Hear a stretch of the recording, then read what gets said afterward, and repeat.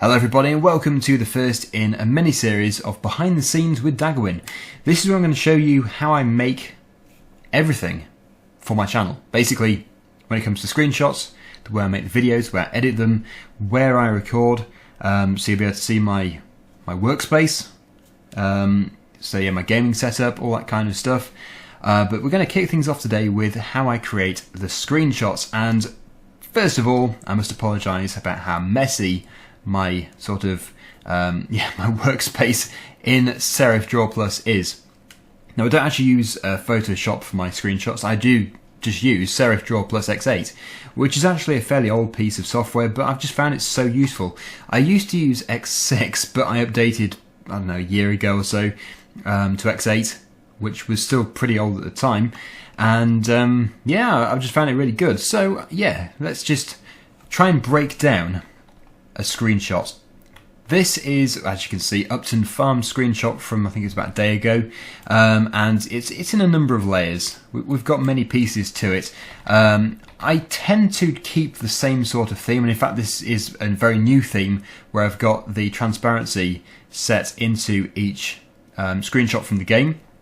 I've only been doing it for about 2 weeks or so, but I used to basically just have no transparency and of course no background at all, which would keep it like this. But I do prefer, at least I think I do, this sort of look.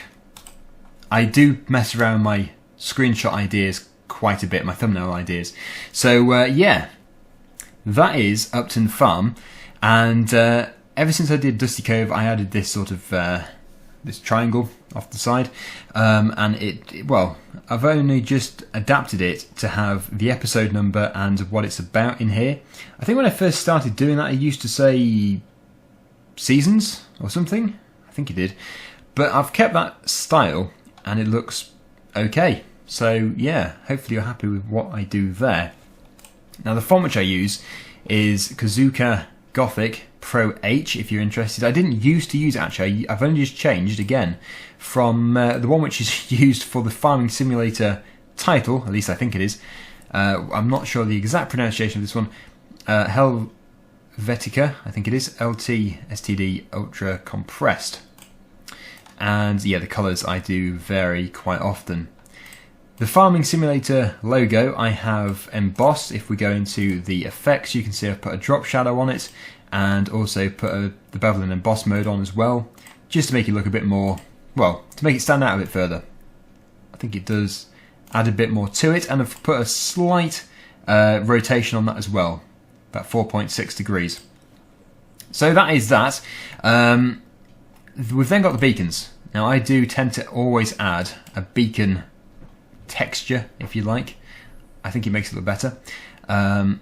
This is basically just a load of squiggles, to put it simply. Nothing special.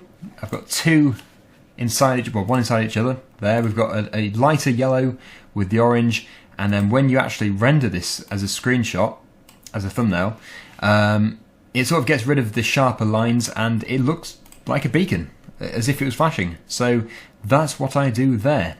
Moving on, we have got a PGR Bruzda one here. This is just from a couple of days ago.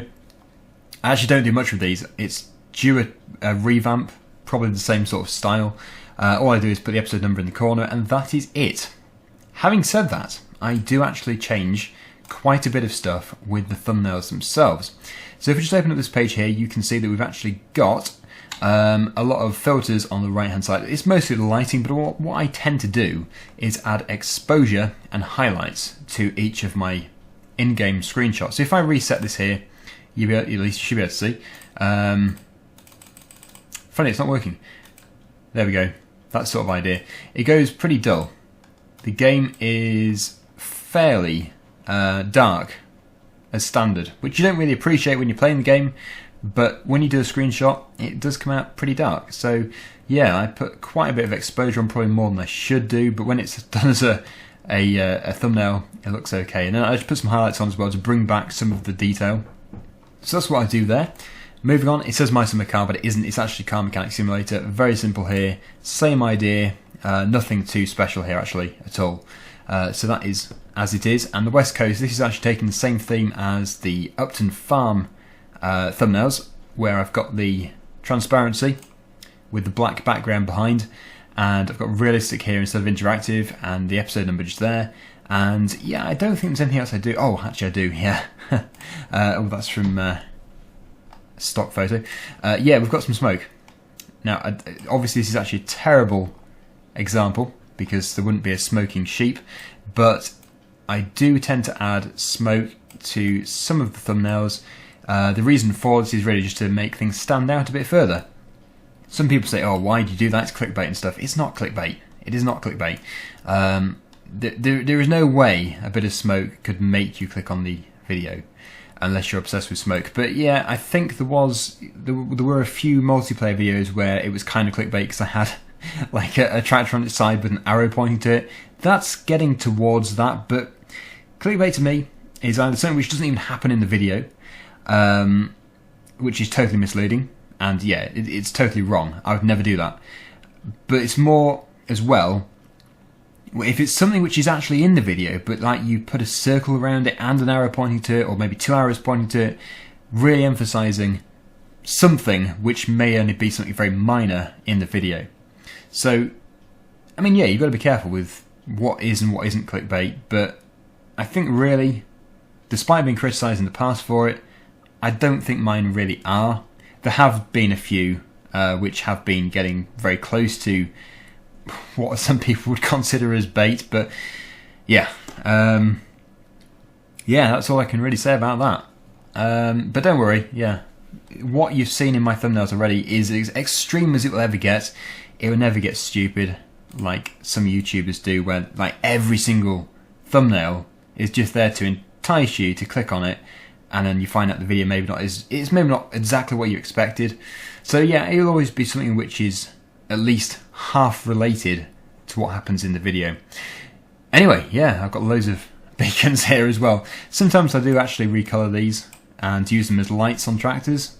Obviously we've got loads of colours which we can choose from, but they need ungrouping first to be able to do that, so try and do a blue. But you wouldn't tend to have a blue beacon. Anyway, yep, a bit of a mess, and that is what I do for my thumbnails. So hopefully that's given you a better idea of how I do them, or maybe given you an idea for your own. Until the next in the behind the scenes videos, thank you for watching, and I'll see you again soon. Bye for now.